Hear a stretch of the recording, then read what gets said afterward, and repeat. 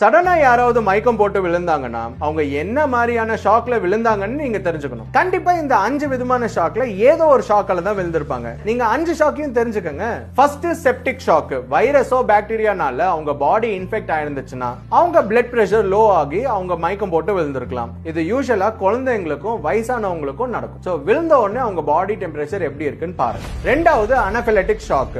அவங்க பாடியில ஏதாவது அலர்ஜிக் ரியாக்ஷன் உண்டாச்சுன்னா அதை ரிப்பேர் பண்ண பாடி ஹிஸ்டமினை ப்ரொடியூஸ் பண்ணும். இதனால உங்க ஏர்வேஸ் டைட் ஆகும், பிரீத் பண்ண முடியாம கொலாப்ஸ் ஆயிடுவாங்க. மூணாவது கார்டியோஜெனிக் ஷாக். இது நடக்கும் போது அவங்க ஹார்ட்டை புடிச்சிட்டு கீழே உட்கார்ந்துருவாங்க.